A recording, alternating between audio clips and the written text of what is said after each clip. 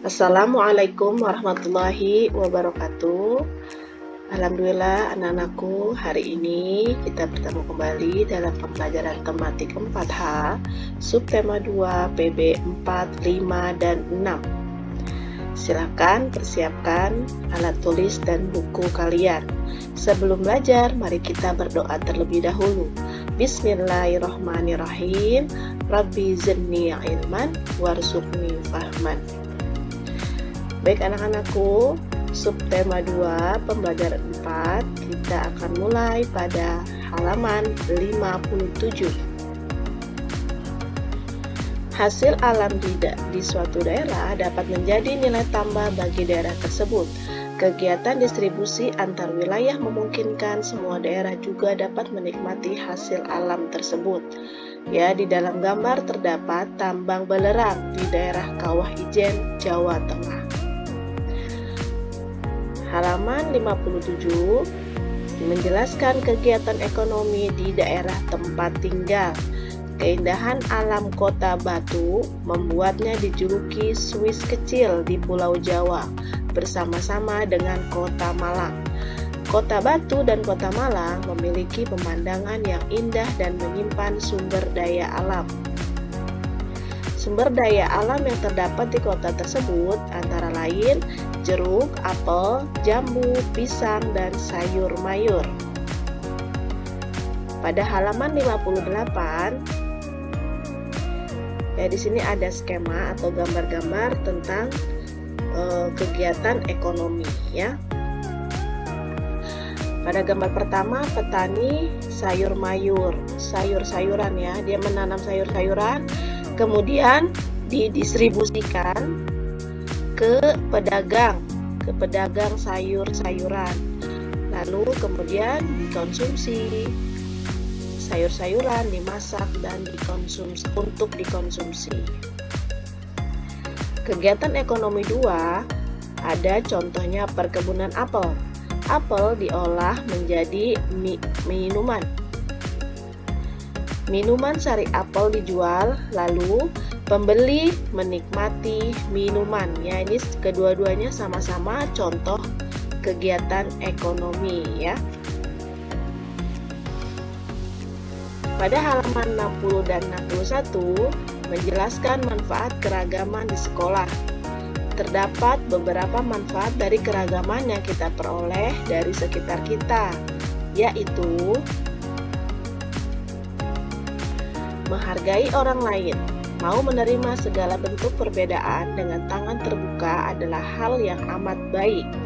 Dapat beradaptasi dengan orang lain akan mempermudah kita untuk bekerja sama. Mempelajari budaya daerah lain dapat memperkaya pengetahuan kita akan suku bangsa lainnya. Nah, apa sih manfaat keragaman di sekolah? Keragaman adalah hal mutlak di Indonesia. Seperti yang Ananda tahu semuanya, terdapat banyak suku, ras, agama, etnik, dan keberagaman lain yang justru membuat Indonesia semakin kaya. Manfaat keragaman di sekolah antara lain: 1. Siswa akan memahami beragam perbedaan. 2. Memupuk rasa saling menghormati. 3. Memunculkan toleransi. 4. Belajar bersosialisasi. 5. Dapat mengetahui bahasa daerah lain. 6. Memperkuat persatuan dan kesatuan. Terakhir, menambah wawasan budaya. Selanjutnya kita ke pembelajaran 5, ya, subtema 2 pembelajaran 5. Silakan dibuka halaman 64. Perhatikan gambar tersebut. Ayo, gambar apa ini? Rumah adat, dari mana, dan tariannya. Kedua, gambar tersebut merupakan keunikan yang terdapat di Pulau Sulawesi. Ya, dan ini adalah ternyata rumah adat Toraja dari Sulawesi Selatan.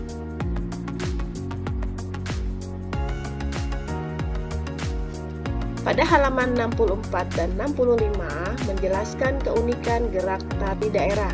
Setiap daerah memiliki ciri-ciri tarian daerah yang membedakan daerah lain. Contohnya antara tari pendet dan tari legong.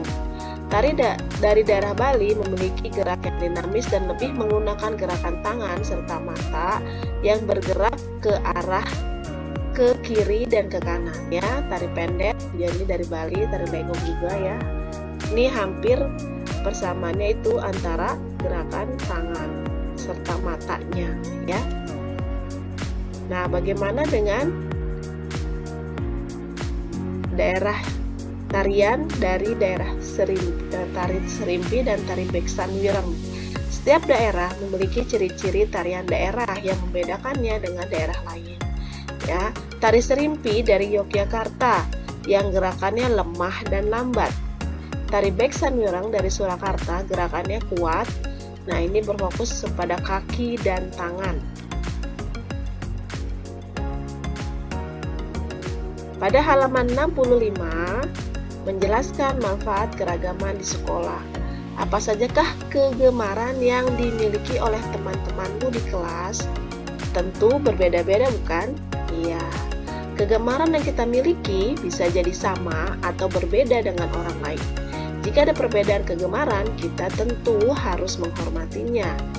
Dengan disiplin, kerja keras, tekun, dan terus mengasah kegemaran kita, maka akan bermanfaat untuk kita dan orang lain. Selanjutnya, pembelajaran 6. Silakan dibuka pada halaman 69. Dataran tinggi Dieng merupakan contoh tempat yang memiliki peninggalan sejarah berupa Candi Dieng. Candi Dieng berasal dari kerajaan Mataram Hindu abad ke-8 sampai awal abad ke-9. Nah, di halaman 69 ada teks tentang cerita rakyat ya. Nah, ini tentang asal-usul Candi Prambanan, ini adalah cerita rakyat. Nah, agar lebih memudahkan kalian, silakan saksikan video cerita asal-usul Candi Prambanan.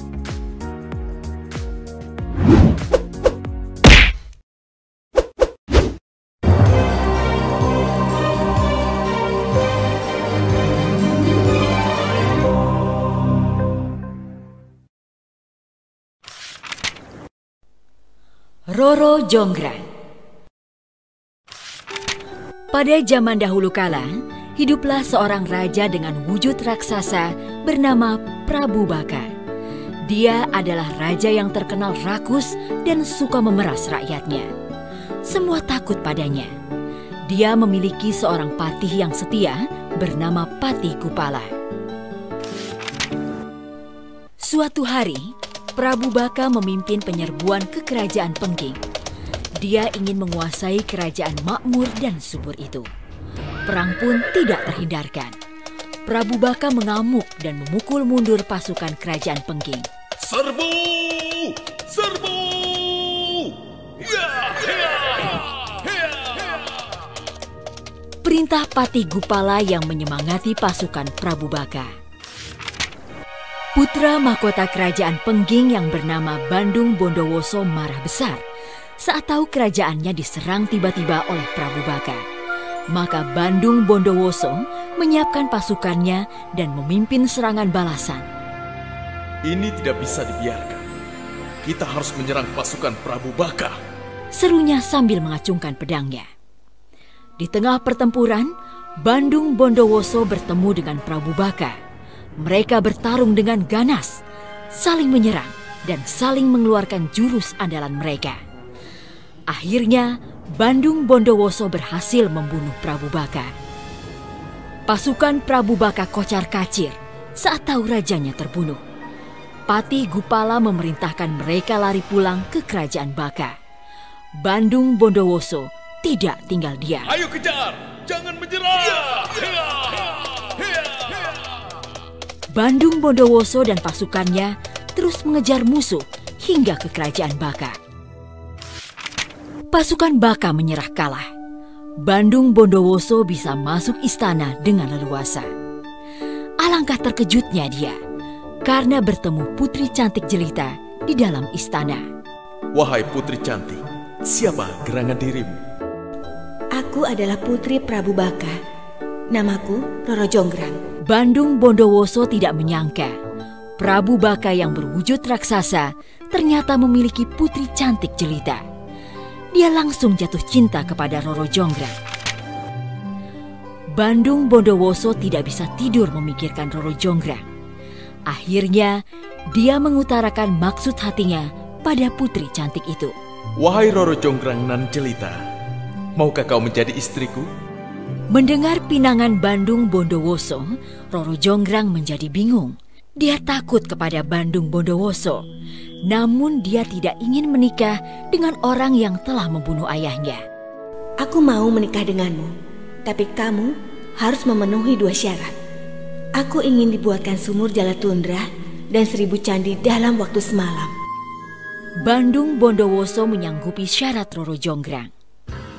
Baiklah, aku sanggup melakukan itu semua. Dan aku bisa menikahimu, wahai putri cantik.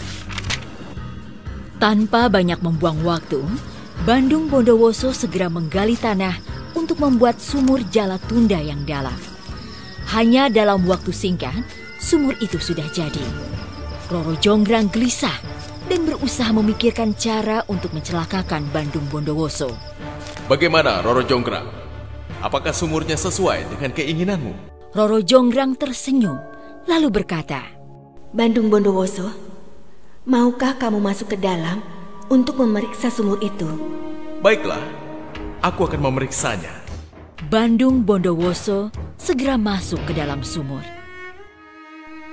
Saat Bandung Bondowoso masuk ke dalam sumur, Roro Jonggrang memerintahkan Pati Gupala dan pasukannya untuk menutup sumur itu dengan batu. Bandung Bondowoso tahu kalau dia ditipu dan marah besar. Hah? Rupanya dia telah menipuku. Dengan kesaktiannya, Bandung berhasil menjebol batu-batu itu dan naik ke atas. Roro Jonggrang terkejut karena Bandung masih hidup. Apakah kamu hendak menipuku, putri? Tanya Bandung Bondowoso. Roro Jonggrang tersenyum dan berusaha meredakan amarah Bandung Bondowoso. Syarat pertama sudah berhasil. Sekarang tinggal syarat kedua. Bangunlah 1000 candi untukku. Bandung Bondowoso tahu dia tidak akan mungkin membangun 1000 candi dengan kekuatannya sendiri. Akhirnya dia memanggil pasukan makhluk halus dan mengerahkannya untuk membangun candi. Ribuan makhluk halus datang dari segala penjuru arah. Mereka segera membangun candi-candi itu. Roro Jonggrang mulai gelisah sebab baru tengah malam, namun candi-candi itu sudah mulai berdiri. Bahkan tinggal sebuah saja. Bagaimana ini? Candinya sudah hampir selesai. Roro Jonggrang mendapat akal untuk menggagalkan usaha Bandung. Dia membangunkan seluruh perempuan di negerinya dan menyuruh mereka menumbuk lesung. Mendengar suara lesung, ayam-ayam mengira hari telah pagi. Mereka pun berkokok dengan nyaring.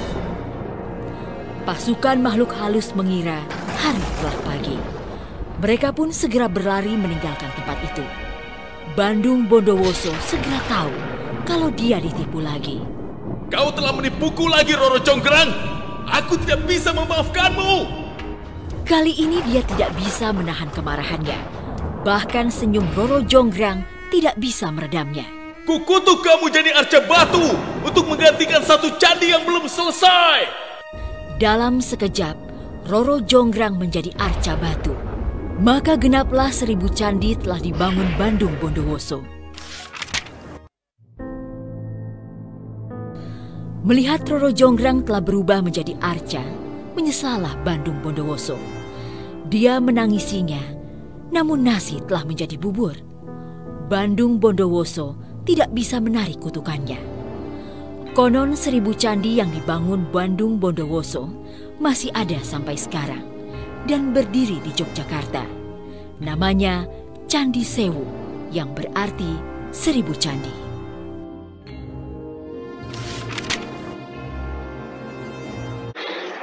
Selanjutnya pada halaman 71, melakukan gerak tari kreasi daerah.